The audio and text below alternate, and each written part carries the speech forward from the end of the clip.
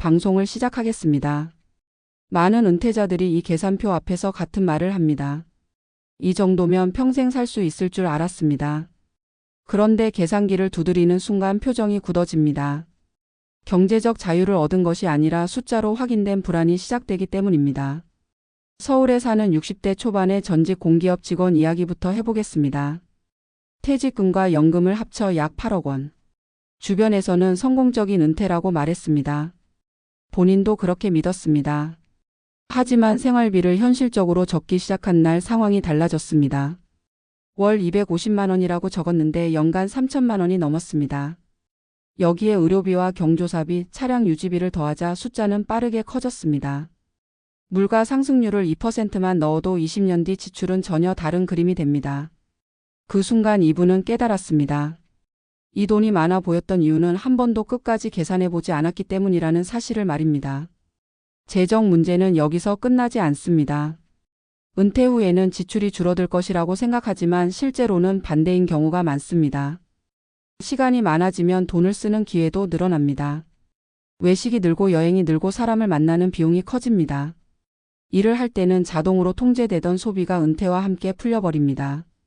이 변화는 계산표에 잘 보이지 않습니다. 그래서 더 무섭습니다. 다음은 50대 후반 조기 은퇴를 선택한 파이어족 사례입니다. 자산은 충분했습니다. 주식과 부동산을 합쳐 12억 원. 연금도 일부 확보했습니다. 하지만 은퇴 3년 차에 다시 일자리를 찾고 있었습니다. 이유는 돈이 아니라 불안이었습니다. 자산이 줄어드는 속도를 매달 확인하는 삶은 생각보다 견디기 힘들었습니다.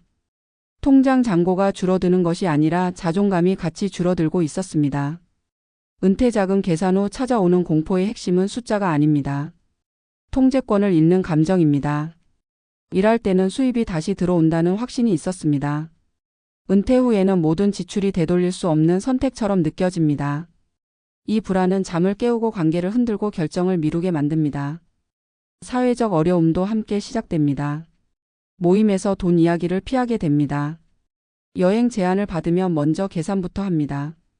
사람을 만나는 일이 즐거움이 아니라 비용으로 느껴집니다. 이 과정에서 은퇴자들은 점점 고립됩니다. 돈을 아끼려다 관계를 잃고 관계를 잃으면서 삶의 만족도도 무너집니다. 많은 분들이 묻습니다. 도대체 얼마면 충분한가? 전문가의 입장에서 말씀드리면 금액만으로 충분함을 판단하는 것은 불가능합니다. 중요한 것은 인출 속도와 생활의 구조입니다. 같은 자산이라도 월 고정 지출이 낮고 일이나 역할이 남아있는 사람은 훨씬 안정적입니다. 반대로 자산이 많아도 하루가 비어있고 지출 통제가 없으면 공포는 더 커집니다. 은퇴자금 계산표는 반드시 봐야 합니다. 하지만 그것이 끝이 되어서는 안 됩니다. 숫자를 본 뒤에 삶의 구조를 다시 설계해야 합니다. 얼마를 쓰느냐보다 어떻게 하루를 보내느냐가 더 중요해지는 시점이 은퇴 이후입니다. 작은 수입이라도 흐름을 유지하는 일. 돈을 쓰지 않아도 관계가 유지되는 환경을 만드는 일. 이것이 은퇴 자금의 수명을 늘리고 심리적 공포를 줄이는 핵심입니다. 이 금액이면 충분할 줄 알았다는 말은 틀린 말이 아닙니다. 다만 그 금액만으로 충분할 줄 알았다는 것이 문제였을 뿐입니다. 은퇴 이후의 삶은 계산표 바깥에서 무너지는 경우가 더 많습니다. 오늘 이 방송을 보신 분이라면 자산부터 보지 말고 하루의 구조부터 점검해 보시기 바랍니다. 그것이 은퇴자금 계산 후 찾아오는 공포를 가장 늦추는 방법입니다. 은퇴자금 계산 후 찾아오는 공포는 어느 날 갑자기 생기는 감정이 아니다. 대부분은 아주 조용히 시작된다. 통장을 열어보는 횟수가 잦아지고 지출 내역을 다시 확인하게 되며 아직 쓰지 않은 돈임에도 이미 줄어든 것처럼 느껴지는 순간부터다. 이 감정은 계산표를 닫아도 사라지지 않는다. 오히려 숫자를 외운 채로 일상 속으로 따라 들어온다. 많은 은퇴자들이 공통적으로 말한다. 돈이 없어서 무서운 게 아니라 돈이 줄어드는 구조에 갇힌 느낌이 무섭다고 말한다. 은퇴 전에는 월급이라는 안전장치가 있었다. 이번 달에 써도 다음 달에 다시 채워질 거라는 믿음이 있었다. 은퇴 후에는 그 믿음이 사라진다. 그 자리를 대신하는 것은 계산된 잔고와 예측된 수명이다. 이 순간부터 삶은 살아가는 시간이 아니라 견뎌야 할 기간처럼 느껴지기 시작한다. 문제는 이 공포가 재정에서 끝나지 않는다는 점이다. 심리와 관계로 번져간다. 돈을 쓰는 선택 하나하나가 성격을 바꾼다. 예전 같으면 아무 생각 없이 했을 선택을 이제는 망설이게 된다. 망설임은 곧 자책으로 이어진다. 이 정도도 쓰면 안 되는 걸까라는 질문이 반복된다. 이 질문은 자존감을 갉아먹는다. 사회적 관계도 서서히 변한다. 모임에서 자연스럽게 거리감이 생긴다. 회식 자리에서 먼저 계산기를 두드리는 사람이 된다. 사람을 만나는 일이 즐거움이 아니라 지출 관리의 문제로 바뀐다. 이 과정에서 은퇴자들은 스스로를 보호하기 위해 관계를 줄인다. 하지만 관계를 줄일수록 하루는 길어지고 하루가 길어질수록 지출은 늘어난다. 이 악순환은 누구도 미리 알려주지 않는다. 은퇴자금 계산표가 주는 가장 큰 착각은 통제감이다. 모든 것이 숫자로 정리되면 안심할 수 있을 것이라는 믿음이다. 그러나 은퇴 이후의 삶은 숫자로 관리되는 영역보다 감정으로 흔들리는 영역이 훨씬 크다. 아무리 정교한 계획을 세워도 하루의 리듬이 무너지면 계획은 쉽게 흔들린다. 사람은 숫자를 위해 사는 존재가 아니라 하루를 견디기 위해 사는 존재이기 때문이다.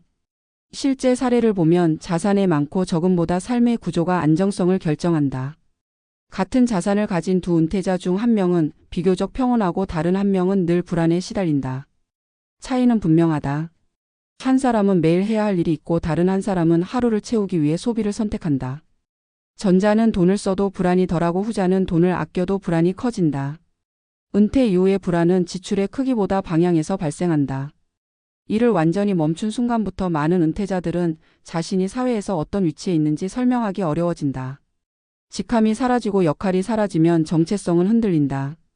이 흔들림은 돈 문제와 결합될 때 훨씬 강력해진다. 나는 더 이상 벌지 않는데 계속 써야 한다는 인식은 존재 자체를 소모품처럼 느끼게 만든다. 이때 나타나는 감정이 바로 은퇴자금 계산 후 찾아오는 공포의 실체다. 이 공포를 줄이는 방법은 의외로 복잡하지 않다. 자산을 늘리는 것보다 하루의 구조를 바꾸는 것이 먼저다. 돈을 벌기 위한 일이 아니라 흐름을 유지하기 위한 역할이 필요하다. 작은 수입이어도 상관없다. 중요한 것은 여전히 내가 사회 안에서 움직이고 있다는 감각이다. 이 감각은 인출 속도를 늦추고 불안을 낮춘다. 또 하나 중요한 요소는 관계의 형태다. 소비를 전제로 한 관계는 은퇴 이후 가장 먼저 부담으로 변한다. 반대로 비용이 크지 않아도 유지되는 관계는 은퇴자의 심리를 지탱해준다. 산책을 함께하는 사람. 정기적으로 안부를 나누는 모임. 이런 관계는 통장 잔고보다 오래 남는다. 은퇴자금 계산은 반드시 해야 한다. 하지만 그 계산은 출발점이어야지 결론이 되어서는 안 된다. 숫자를 본 뒤에 묻는 질문이 달라져야 한다.